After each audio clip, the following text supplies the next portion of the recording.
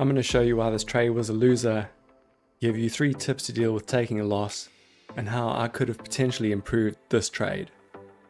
Ahoy everyone, my name is Captain Cruz. I've been trading since 2020. I tried my hand at the 2021 crypto bull market, and I've been learning as much as I can ever since to improve my skills as a trader. No, I'm not a professional and this is not financial advice. Everything you see here is strictly paper trading, but if the things I've learned along the way resonate with you and are of benefit, then that is a win in my book. Let's jump right into this trade.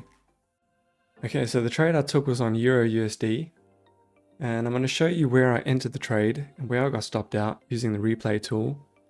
And then we'll talk about ways in which I could have potentially improved the trade setup to mitigate being stopped while still having a fairly decent risk reward.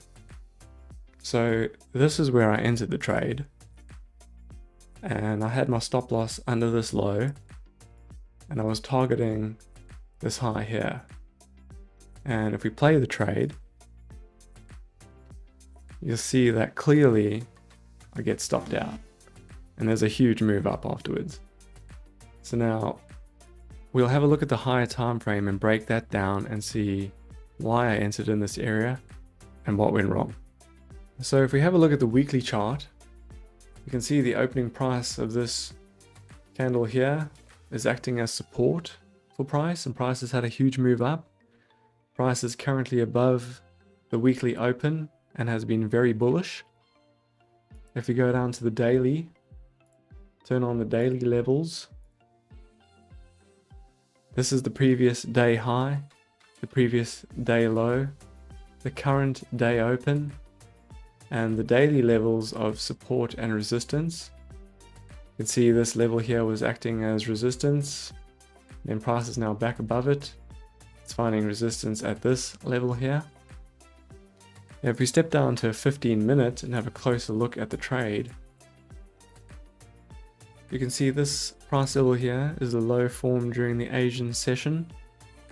London moves price down below that, takes liquidity out from under this low, pushes price back above this daily level, breaks market structure here at the swing high. You can see high, lower high, lower high, that's a swing high, breaks structure through, forms a fair value gap, and it was within this area that I was interested in entering the trade. Plus, if you put a fib tool on, you can see that price is down near the 0.618 fib. So based on price pushing back above this daily level, breaking market structure here, forming a fair value gap, retracing down below into a discount below 50% and down near the 0.618 fib, this was where I was interested in entering, and then had my stop loss below the London low. Using the long position tool, about where I had my trade entry, with my stop loss under this low, targeting this high. If we use the replay tool and we fast forward this trade,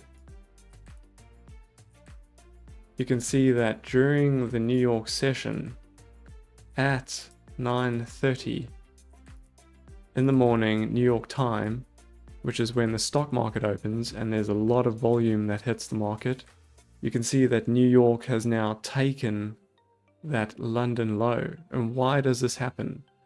This happens because the market is seeking liquidity to fill huge orders in order to push price. The market needs this liquidity below the London low in order to push price higher.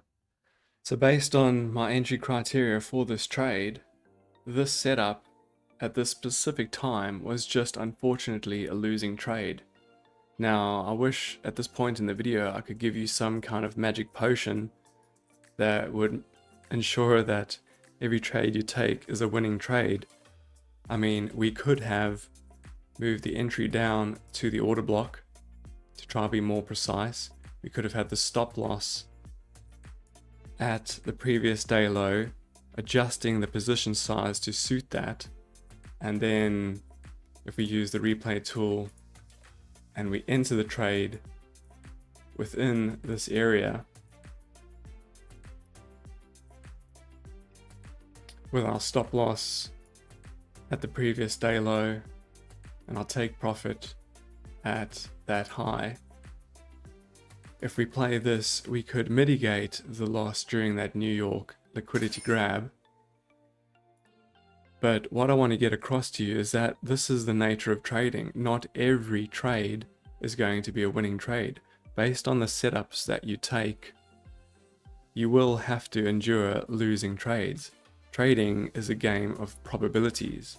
Nothing is ever certain in the markets, and based on the setups that we use, we are playing the game of probabilities. Now you may be wondering why price had such a big move up during that New York session, and this is definitely not random. If you have a look at when price moved up, you can see that it was 10 a.m. New York time, and if we have a look, that this was the 5th of March. So if you go to forexfactory.com and you have a look at the news, if you go to the 5th of March, at 10 a.m. in the morning, you had ISM Services PMI, which is basically bringing out news on the health of the economy for the non-manufacturing sector. So as soon as this news hit the market, price had a huge reaction. So we've spoken about potentially refining the entry of this trade, moving the stop loss to the previous day low to mitigate that loss, and you could have even potentially targeted this daily level of resistance, which gives you a 2R. But these are all things in hindsight. You're going to take losses if you get into trading. So how do we deal with taking a loss? So number one is acceptance. We have to accept that losing is a normal part of trading, and we have to view our losing trades as learning opportunities. And we take the time to reflect on the trades, see how we could have potentially improved them, maybe adjust the strategy a bit so that in the future we have a higher win rate or something like that. But the most important part that I'm trying to get across is that taking a loss in trading is absolutely normal, and that there is no strategy out there over a series of trades that is 100% profitable.